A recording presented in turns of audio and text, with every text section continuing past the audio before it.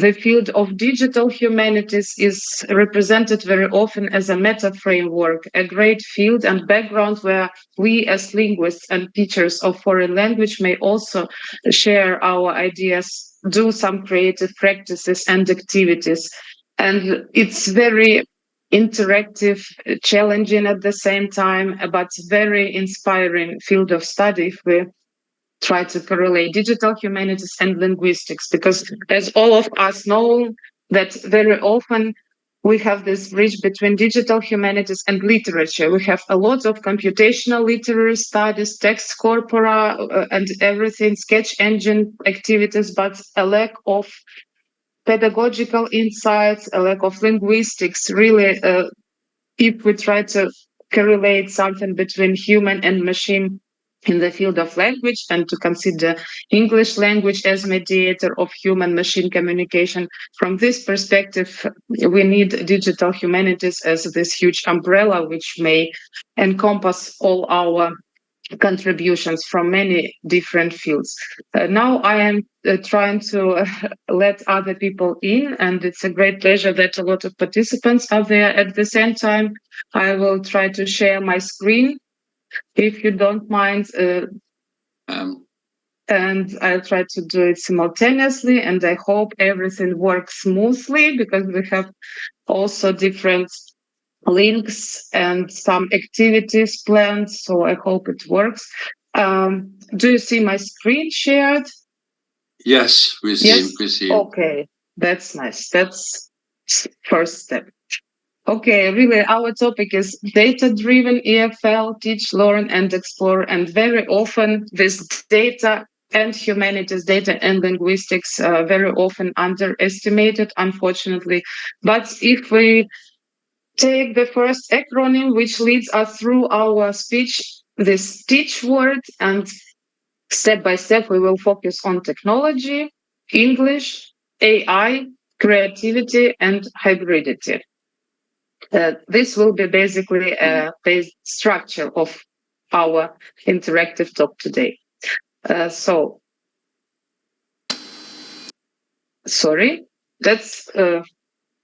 from other participants are joining. Yes. From the first and foremost word of technology, we see that digital humanities tools and approaches are diversifying our daily life, our professional activities, and of course, the field of education.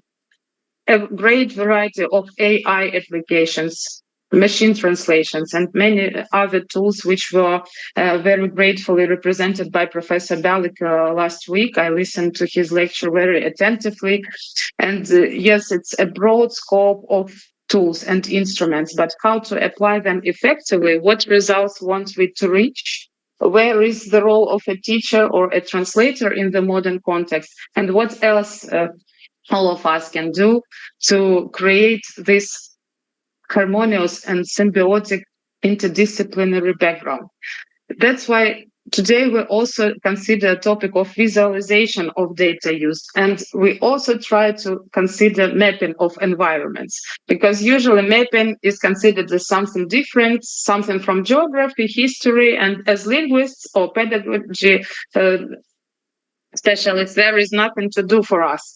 But it's a great myth, and today I try to show you some examples, the way we may really use this map in our English language classes. So, of course, during our classes, which I have now in Germany, and we try to do hybrid format classes with the Ukrainian university. Now it's the Parisian National Polytechnic University, and we have TEFL seminars for both students of Germany and Ukraine, those who study methodology.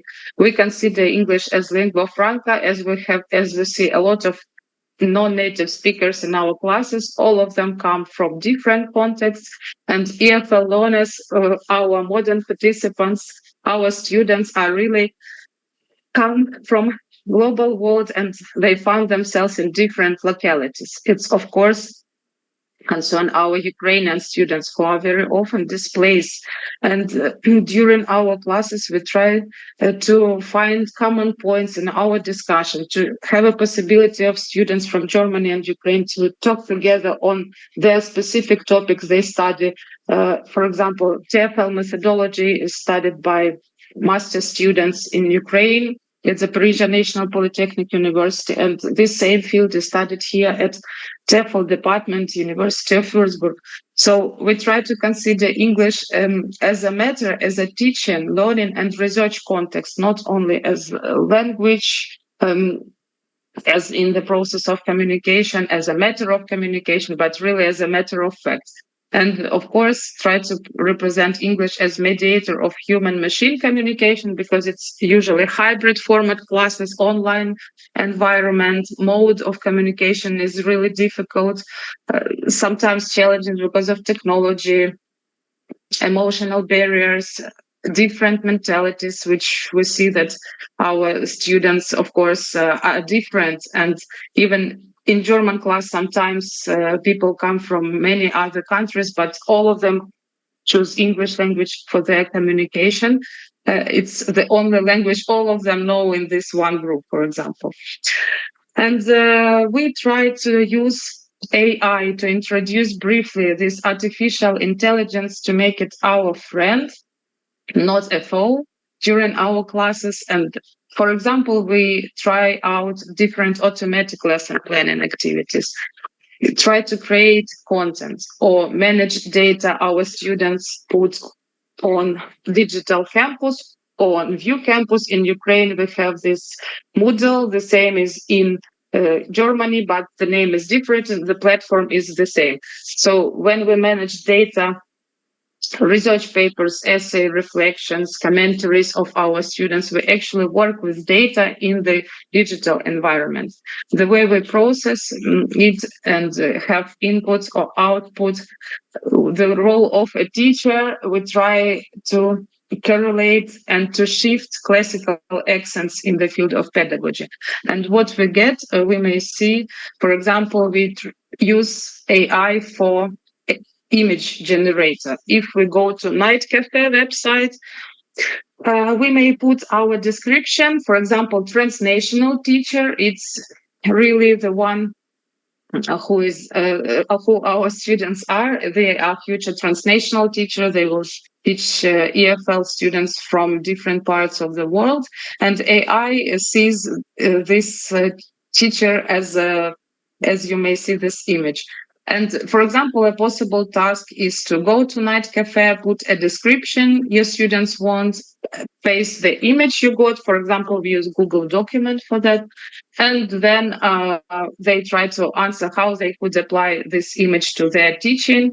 What do they see? Make some descriptions and show maybe the way they want to edit it or to modify this image and to add some commentaries to the images they get. But it's actually activation of creativity of EFL students during classes. Or if we put this prompt, Germany and Ukraine, as our trigger, yes, to this machine. So AI produced this type of image, and we also may discuss this creative depiction of Germany and Ukraine, the way machine considers this. So, and during classes, of course, we try to bridge this intercultural gap among native and non-native EFL speakers. And we use very often AI and intend to develop this tendency to implement a wide range of multicultural teaching strategies, materials, to use multimodal text, of course, to involve digital modes of EFL materials representation. Why did we choose digital humanities? We try to do it. It's a very hard and I think long time work to combine these disciplines. It's because if we read the latest findings in the field of pedagogy in the context of Germany, we see that foreign language learning addresses the growing significance of diversifying media in contemporary society, and we expand our current discourses, and we try to reach multitude of literacies. And these are really core and integral objectives and goals of the 21st century. That's why if we consider digital humanities, we may represent it as global learning and effective communicative background. And our teachers, EFL teachers, are disseminators of the global knowledge in the area of lingua franca. And the interdisciplinarity of our instruction encompass digital approaches, tools, and techniques. Text corpora, as I mentioned before, it's a widespread and usual practice, but the use of digital tools for text analysis or work with online questionnaires, designing them and modifying is really also another task for our EFL teachers as researchers. And if we will proceed with these ideas, we will try to make this digital humanities field as a change maker in a classical area of teaching English as foreign language. For example, a rarely used practice is distance reading. It was developed by the Italian professor already in 2016, and I had a great chance this year to communicate with the colleagues from Italy who teach this distance reading class.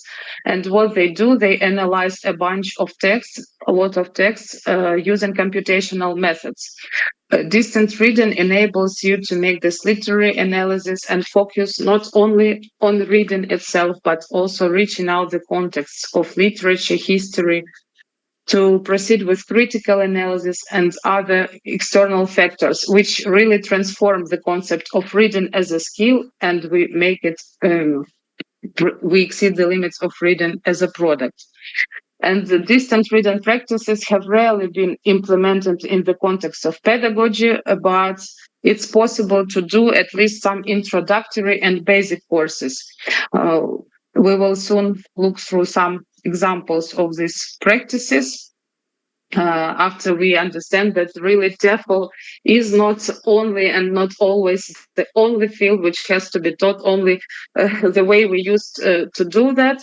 And it's more than just linguistic knowledge or pedagogy. It's also opening research potential of our students, because if they have this freedom to choose their field of study, tools they have, of course, it's a perfect chance, and it contributes much to the development of our classes. And now we will look through some possible data-driven EFL tasks. We have, in Germany, there is one module of UN Sustainable Development Goals, and this goal 16 was chosen by me, peace, justice, and inclusive societies, and this topic had to be implemented during our EFL classes.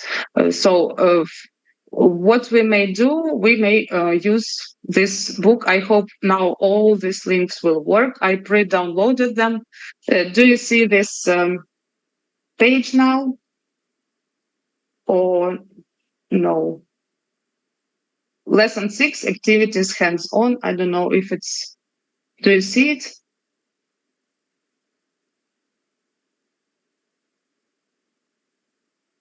Yes, we see. Yeah, we can see. Okay. Thanks a lot. Yeah, because sometimes, we have slides and we cannot see our links. It was a great problem during our symposium as well. So what I'm sharing with you is open, free of charge resource, a book by Australian University.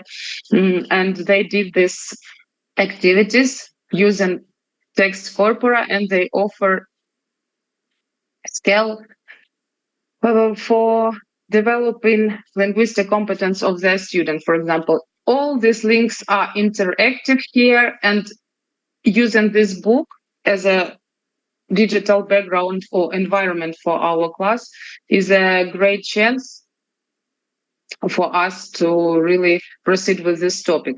So this book is called Using Language Data to Learn About Languages, A Teacher's Guide to Classroom Corpus Use. All these links are active. Later, I will share the slides with all of you, with all those who are interested, and you may try out the way these tasks really work.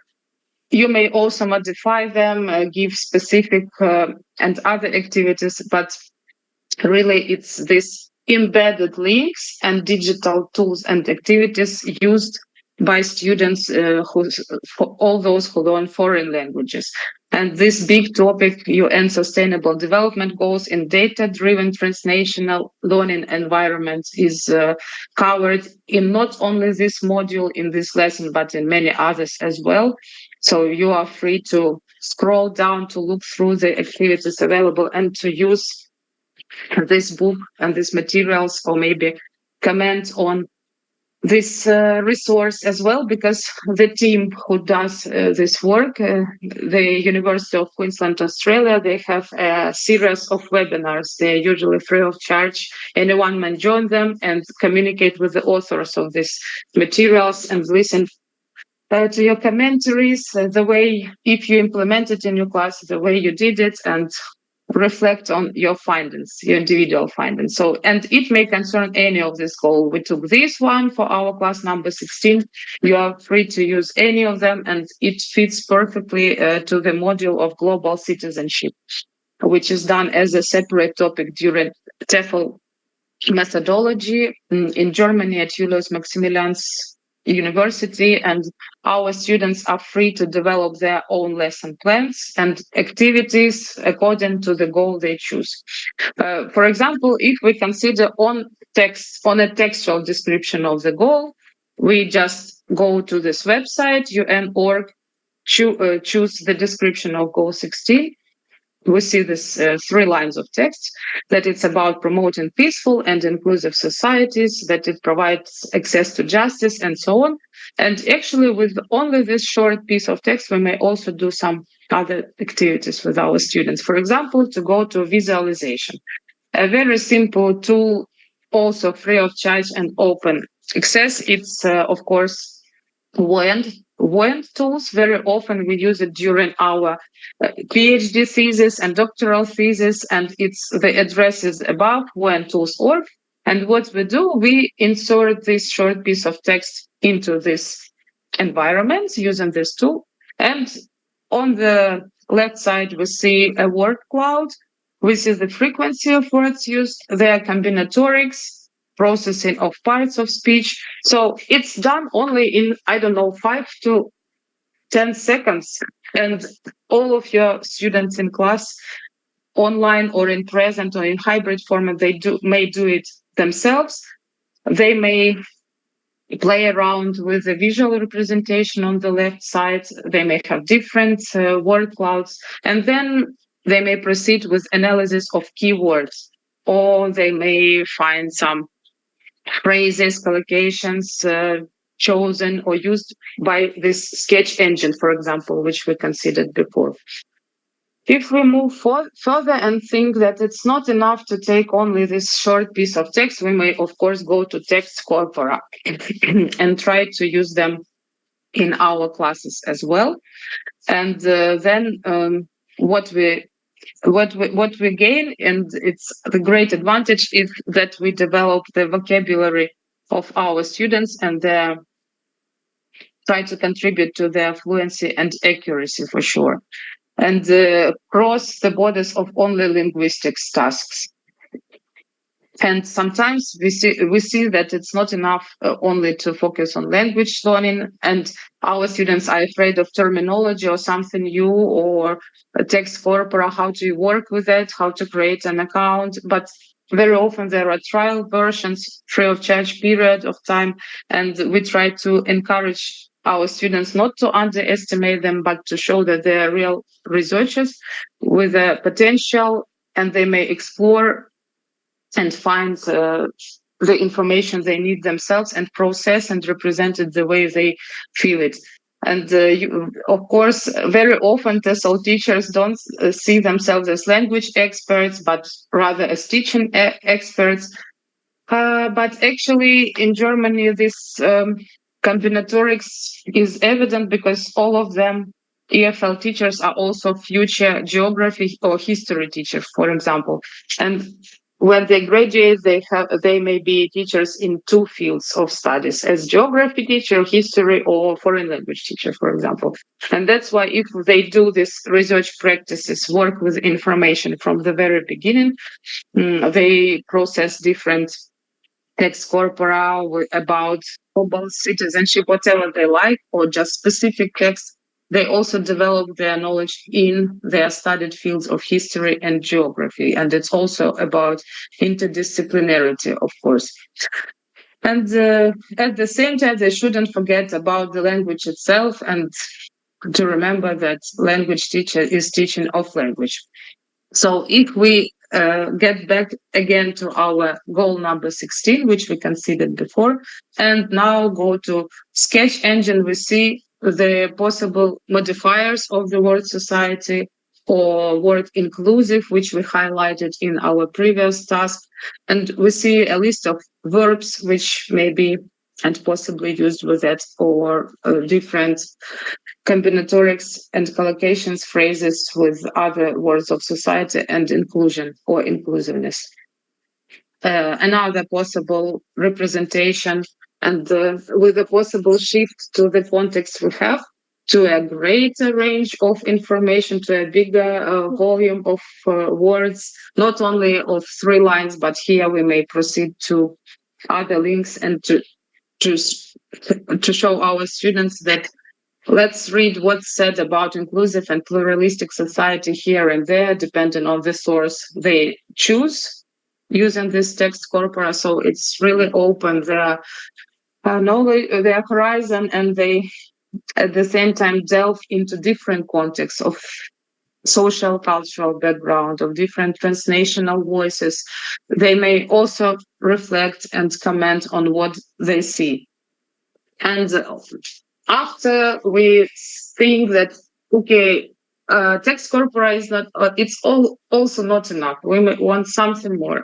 Then we may try to ask our dear ChatGPT and ask our machine, our friend, to help with this lesson. What we may do, for example, we may ask ChatGPT to write a literary text for secondary EFL learners about inclusive society with geographical names. It's only a very short and concise prompt. And ChatGPT gave a text to me titled A World of Inclusion. And it was really a story about a teenager and a teacher. They talked about this inclusive societies, actually about a world of inclusion, mentioning different countries and cities. Why did we do that? Because we finally moved to spatial data mapping. In the result of this text with geographical names, we may create our own map during our language class. So if we go to the website called Recogito, it's above, recogitopelagius.org, insert the TXT file with a short text. It's actually the one I just showed you. We may create a map automatically, actually. Just what you need is to create your account on this Recogito. It's free of charge. It's created one time, and then you may work with it all the time. So firstly, we insert this text, a piece of text. Then we highlight titles, names of cities, of capital of the cities, any geographical names. Then we try to, using this button relations, we show why was the city or country mentioned. For example, it's a multicultural city, or maybe it's a global city. Something we try with our students to find some connecting points, some relations between mentioned geographical names. Students may do it themselves, each of them individually. They may insert not only this text, but anything they want, just they need geographical names to create a map as a next step. And when they create it, we highlighted here, we only highlighted these names, Rio de Janeiro, Vancouver, Tokyo, and others. And we click next button, and there this automatically created map, we see it. It encompasses the geographical names mentioned in the text you have, and it also show you this piece of text which is exactly mentioned. For example, Rio de Janeiro, it's mentioned in this sentence of the text which we have. The only, not a problem, but the specifics of Recogito tool is to have TXT file. If it's in Word file, it won't process it, but it's not a problem, I guess, we may manually insert it to our TXT file ourselves and then to Recogito and get this map with names and with context. So here we really combine this geography, maybe some historical context with our linguistic competences of our students, making them at the same time researchers for sure. So, and it was a very simple task, an initial step, but what other researchers have already done, I would also like to share with you this great studies, How Feminine is Hamburg, and another digital mapping of early Spanish novels. So if we go here, we see the way German researchers, a group of researchers, analyzed 450,000 of German street names, and they did a lot, but we made, and it doesn't work, unfortunately now, yeah. But they analyzed, they choose maps, open maps, and they analyzed number of streets which contains one of these names, a surname of a composer or a poet, or what a bird or tree was mentioned. So it's a great descriptive and detailed study. It's available online inside the I may also share this. This link is active, and this you may read it yourself in detail after that and see the way it was really done. Sometimes you need also to register, so it depends, but to get the main idea is possible. And another study is here. It's digital mapping of early Spanish novels. And also we see years mentioned and considered by the authors, corpus of novels they took, and they created maps. With different interdependencies, relations, mentioned objects. So it's really dynamic. It's really mentioning not only places, but also characters, contexts of their lives and everything, with, of course, different explanations, with historical maps. And it was created by another group of researchers. Of course, it's a higher level of research in this field, but at least you may look through what was done and what can be done using mapping. So, like this, what we see different colors, it means layers of information mentioned, or frequency or geographical names or names of characters, from what context they come, which names were mentioned in this or another novel. So huge bunch of things, which is done, of course, with some knowledge in programming. But if we do only introductory course to our students, we should start from very simple maps, I guess, from the one we did using Recogito. So, and do you see now this green slide about summer university? I don't know. Yes. Luzhna-Poka. Yeah, that's right. Thanks a lot. Really, who gave these ideas to me and to other donors? It was Professor David Joseph Risley, and he taught us humanities data and mapping environments. He's from New York University, Abu Dhabi, and next summer in 2024, if you click on this link, you may see that he also comes to Cluj-Napoca, Romania for 2 weeks to give his course. Not only he, but maybe up to 8 trainers. And anyone can register for the course and try to apply for that and be a student, but it's on-site learning. You have to go to Romania and to study in person. But he's very open and shares materials and supports in the future. If you see that this field is interesting for you, you may always contact him because he has a lot of work in research groups.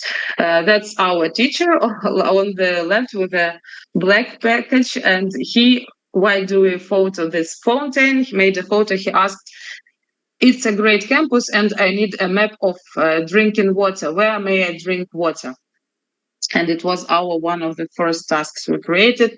We used only OpenStreetMap.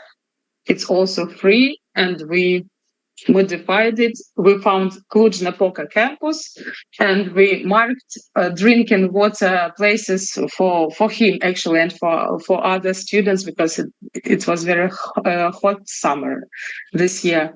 So a very simple task, maybe, for example, using it, I tried to show to our students a new building of our campus, which was built but wasn't on Google Maps. And we had somehow to lead them there. And we also used OpenStreetMaps. You may edit it, save, and create this map with any. It may be a library, maybe to show a library or a station, whatever you want, using these OpenStreetMaps. So, and that's what he always, Professor Ridley told us, that you should put layers of information, these colorful spots on our maps. You should show what is where, what do you mention here, from what part of text, and everything to make these layers, and it resembles us these pancakes because it's really similar to those. And for example, we did the creative map of our cities, and of course I stylized my native city of Zaporizhia, and it looks not as in Google Maps, this green map, but rather you may create art and style the way you want. And for example, a possible task for EFL students in your class is please choose a city on the map and create it the way you like it, and you just need to put in coordinates, and all of them show their own cities and get acquainted with each other, showing that's my city and the way I see it. Yes. So to do that, we need this geolocation, for example, of images, not only of places but also of images. We had a task: please mark all this memorial, monuments, but maybe memorial plaques in Cluj-Napoca, and we had to create it in the center of the city. We found latitude and longitude just when making photos with our cell phone. If all of us have them, just when you make a photo, you have details and coordinates. Then you insert all those data in a Excel file, and you create also a map. And maybe it's another possible task to reflect on the monuments or the things you see nearby or in your surroundings somewhere. It's another task which we did together during our class in Romania. We did this highlighting of geographical names mentioned in it's scientific popular text, and it's usually easily done. And for the future, I think it's a good chance if our students have this text where a lot of geographical names, so then we have a better map here. What was mentioned, just with one click, it's done as a representation of a mapping image. But when do all these things, of course, for linguists, it was rather challenging, frankly speaking. But on later stages, if you have to program yourself to write this programming code or whatever, usually our trainer, he shared ready prompts for us or ready commands where we had just to change one or two things. And actually we did this data collection and then data cleaning. We focused on what we need to show, like street names or rivers or cities or whatever, and highlighting only those parts. So of course, data as word need really this detailed and attentive cleaning or collection. And for linguists, another possible task was, for me, I think, maybe the one linguist there. All of them were either from IT studies or museology. And for me, it was rather challenging, but I found very useful another tool, which we'll see now. It's Story Map. And the Story Map, using this tool, we may combine both mapping, storytelling, and this digital narrative representation. We will just see what I have got. The website is like here. I just maybe slide down, storymapnightlab.com. You just register for it, even it's also free of charge using your Google account or whatever.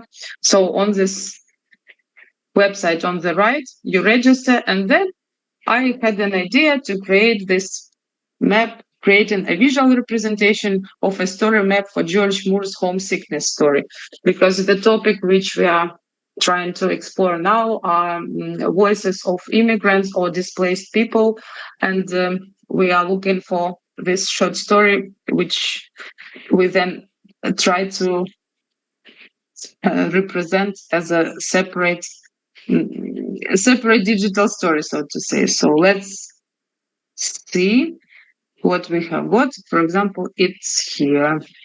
Yeah, I'll just make it like that. Homesickness. I will scroll down if you don't mind for a while.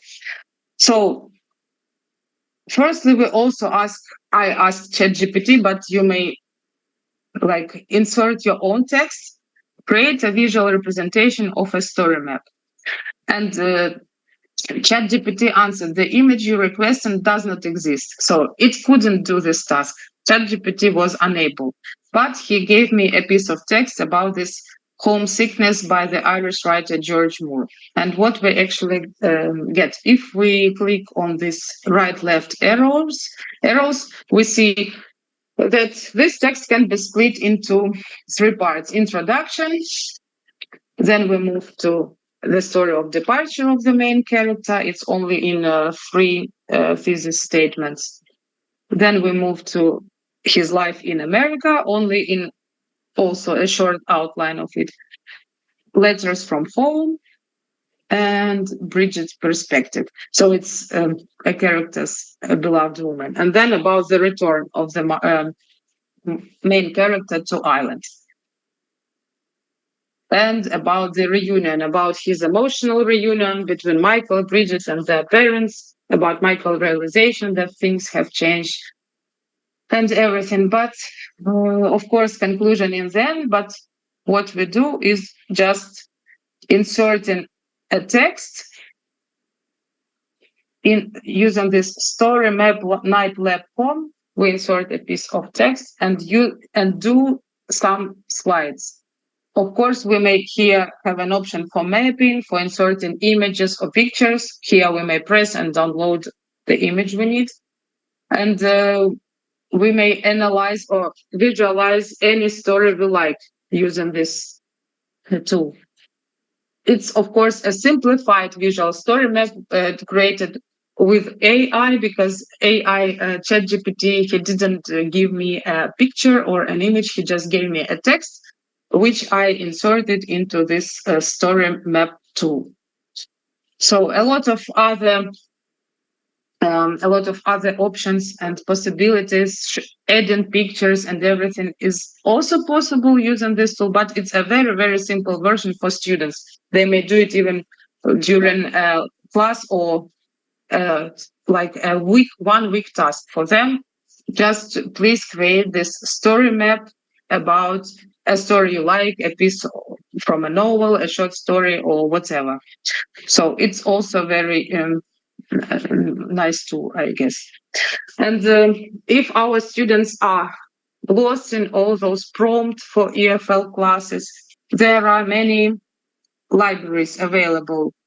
Prompt Library of AI for Education. It's also a very useful resource. They give a series of webinars as well, and free of charge and very often, periodically. So if you sign up for these websites, they will send you these links and you may join these webinars too, or just go here, for example, and see the way ChatGPT may create this lesson plan for 8th graders that includes learning goals of learning very simple past continuous tense, for example. Of course, a lot of teachers criticize it and say that it's very simplified, it's simplistic, it's superfluous and whatever, but actually it's only a starting point. It's a good draft for you to work with, and our students may use it, and they are encouraged to modify this lesson plans they get from the machine, actually. So if we want to add a prompt for lesson plan, we may ask the machine generate a lesson plan for grade subject, insert it yourself, topic that covers and includes, for example, like that. Because our students here in Germany are future EFL teachers, and they have their also professional trainers starting from the 3rd year of their studies. So they need this lesson plan and outlines, and are free to share their own ideas on what they find useful or informative. And here we use ChatGPT or AI just as a tool, a machine who helps us during our classes to make a very brief and brisk draft of our lesson. So if we move on, we may listen only to 1 minute and to one short video where this lady really says that we don't need to be afraid of ChatGPT. Let's see if the sound works. What's a professor to do to, like, I don't know, prevent cheating? How do you know your paper wasn't written by ChatGPT? Yeah. I think the best way, the most effective way to fully prevent cheating is to assume students are using AI and test for that knowledge in new and more challenging ways. So maybe that means we flip what used to happen at home, maybe that happens in school.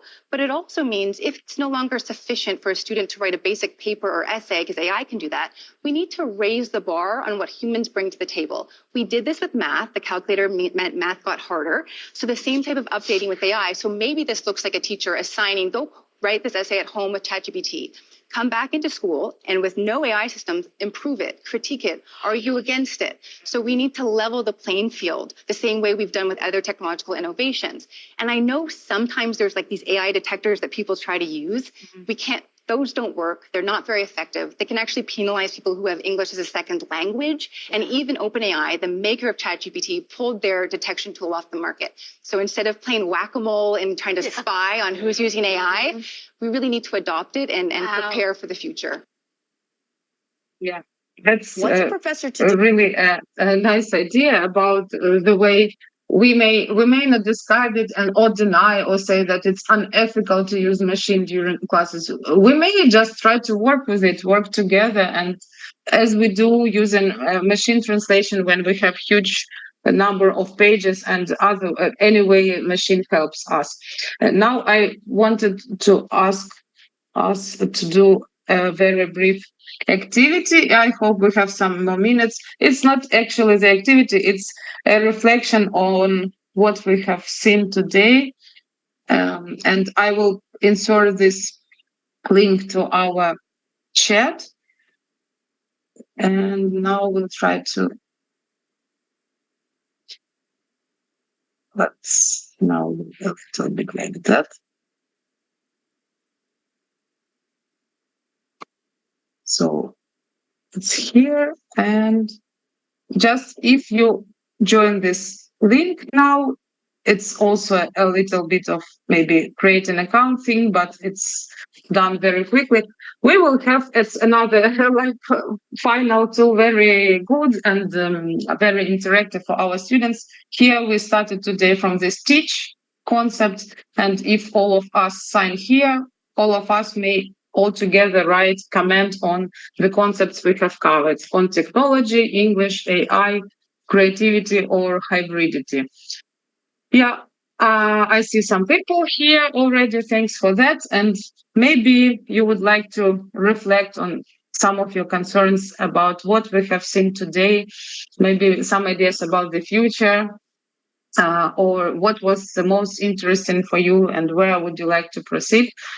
Just we will work on that maybe for till the end of our meeting today. It's up to you. Maybe you may join this link later if you copy and save it for yourself. But also this brainwriting, brainstorming, interactive activities are always good for our students. Yeah, some people, I see some people here. Like, for example, I am typing here and it's saved or anywhere. So you may choose whatever you like, and then we'll look at our results. And if we do these activities during classes, we see that our students work interactively at the same time. Some of them were in Ukraine and some of them in Germany or in other countries. But during our hybrid classes, we do this final brainstorming or using questionnaires, Google Forms also to reflect on our classes as well. So, and I hope that we have some time to proceed with some questions, sharing of our ideas, and have a little discussion if we have some time. Thank you for your attention, of course. Yeah, and let's move together. Thank you. Yeah, and with other kids. Thank you, Professor Nataliia. Thank you very much. You see, so I want to express our deep gratitude for your enlightening lecture on data-driven teaching English. You see, your expertise and passion for the subject shone through, and we found your presentation and very informative and inspiring.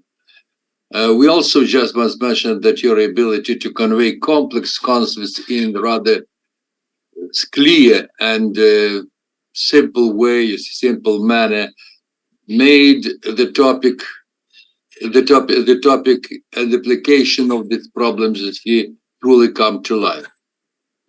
Your insights into the intricacies of teaching English is here, and data-driven teaching English is in technology play a vital role in the teaching English in general.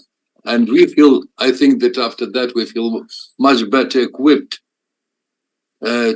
to approach teaching English as here now. You see, so the lecture was really, really interesting. Thank you very much. And I think that now probably there'll be some questions. But I would like to ask only one question is here. So this lecture was extremely interesting for me. And it is not for the first time, and each time I'm just listening to you. And this actually the second time I find something new for me. But I think that, will you just tell us, so how do you apply this in Germany with your students, how they react to that? You see, so do they like it or not, you see, in general?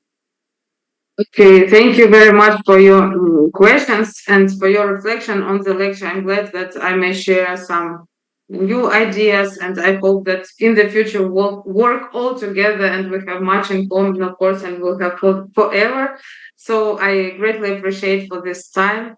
But concerning your question, our students in Germany and our teachers as well, they are very often very much conservative, and AI for them is something new, and it's only on the go of development. For example, in February this year, 2024, we will have TEFL Day, where one of the speakers will talk about AI engineering prompts for teachers. No one knows the way it will be, and so on. So during my own classes, during TEFL methodology seminars, I give only a brief overview or introduction to one or another activities. For example, today we look on story mapping. Please create if you like. If not, just go and come with your papers. But very often students do that, especially if we do it together during hybrid sessions with Ukrainian students. We do some interactive activities in Google Document. If they create, for example, images using AI, generate an image of anyone, then we share all of them in Google Document, then scroll down and see who did what are your findings, what are mine, and they're really free to choose. Thank you very much, Nataliia. So I think that probably we have some, I'll try to, probably if you have any questions, so you may just Show chat preview. Just a moment. Probably in chat we have something. Is it? So it was yours. Okay. Yeah. So if you have any questions, colleagues or students, you see, you're welcome. You see, because you see, as a matter of fact, we're all busy, but no matter how busy we are, this is really an event, you see. So, and you have shown us the better way to teach in English, to understanding the language, and that was a good phrase. That learning language is teaching language. You see that you mentioned there that in your presentation. Yeah, so I think that while teaching, we can just learn more about that. And these were the different ways, very attractive ways that appeal to me much, as I say, all these ways in general. Okay. I have a question, if it's okay. Yes. Yeah. Yes, for sure. Hi. Hi.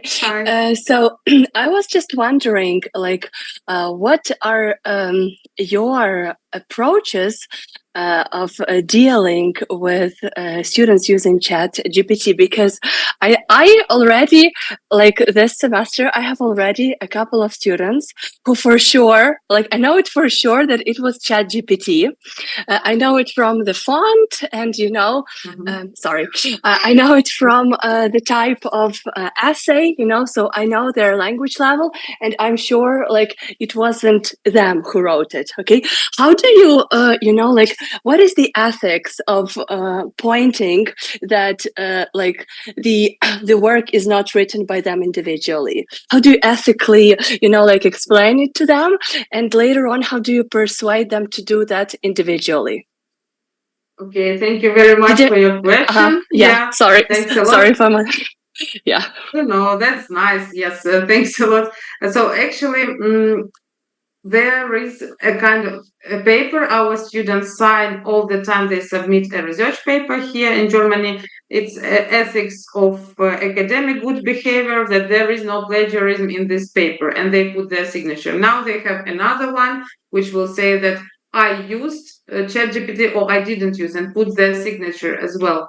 But they may use it, but they should confirm that here I used, but I modified, I added more synonyms, I worked with the machine as a draft, and it's not the final paper it submits. Because another department, Anglistic Americanistic, here in Wuerzburg, they say, of course, we see at once that it's not a critical paper, it's the machine paper and everything, but they say if it's a first version, a variant, a draft, an outline, why not? But they should frankly put their signature and say that here and here I used ChatGPT. Yeah, so basically using it as a tool, it's okay, but using it, you know, as someone who does it instead of you is not fine. You know, we also had a seminar with American colleague, and we also asked her how she tackles that question. And she said that, you know, like one typical feature that something is written by ChatGPT is that, you know, the point is really vague. There's no individual stand, you know, in that. So yeah, it's a really challenging question, and we had the last 2 months ago a huge congress in Germany of all teachers, and AI was one of the points which was considered, but there is no one guideline for all universities or all schools about how to use it. Even every department or faculty has to decide itself what's going on in the future and so on. So while it's on the goal of the development, I think just sharing it and its capabilities with the students, it's fine to show that here you may do like an outline, and sometimes it doesn't. For example, a story map, if you ask, please create a story map instead of me, it won't create it. Show also the limits of that, to show that if these simple sentences or a text written in very simple sentences by ChatGPT, you may rephrase it or add more synonyms, restructure the text to use it as a draft paper. Yeah. Okay. Thank you so much. That was a good video and presentation about ChatGPT, when it was said that, especially that it was said, answering your question, Yulia, so that it was said that, well, we should not probably pay so much attention, you see, to using ChatGPT, that rather we should we should pay more attention when the people do not use this ChatGPT, because while using this GPT, people this way or another will pick up some knowledge, you see, from that as well, to some extent. But we must differentiate what is ChatGPT production and what is not. So this is just quite a different story. But I think that, well, it's just the same as it was said there. It was like a calculator. Calculator is easy to use. So this is just a means which facilitates our everyday job. And that's all. And if we use all the time ChatGPT, so I think that after that, you see, so we'll try to use these phrases in such in that way, or something like that. So it is also a sort of learning something. I think so. Sure. Yeah, My for idea. sure. Mm-hmm. Of course, it does not mean that, for example, we should substitute one for another. But this might be just regarded as a gadget which is used to facilitate our life. Yeah, that's true. And teaching. Okay. Any questions? More questions? So, thank you ever so much, Natalia. So this was most exciting lecture, yes, for me, I think. And okay, sorry. You raised your hand. I'm clapping that. Thank you back for your commentaries. Oh, thank you ever so much. It's okay. So this was just a great lecture, I must admit. What do you think, my colleagues, about this lecture?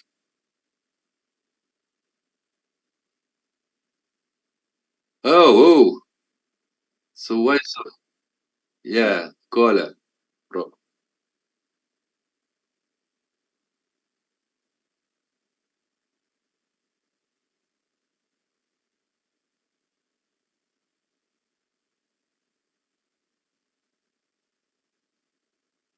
Thank you very much. If you are interested in other slides, in using these links yourself, just write an email to me. I post my email in chat box, or I may send to Professor Balik this presentation, and there you may click on the link at home and try everything yourself. It's no problem. Thank you very much. Welcome.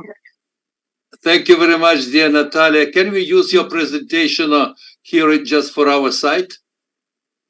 Yes, I just maybe delete some photos from my group mates, just people's human faces, and then I will send it back to you for sure. You are welcome to use it and to try yourself. And I hope in the future we will do also something together, maybe another workshop, or invite more people who are interested in this digital humanities, AI and EFL and or linguistics. So thank you all of you for your time, for your attention, and I wish that. Thank you for this most exciting lecture. It's inspiring, and this was really informative, and I think that it makes us think differently now about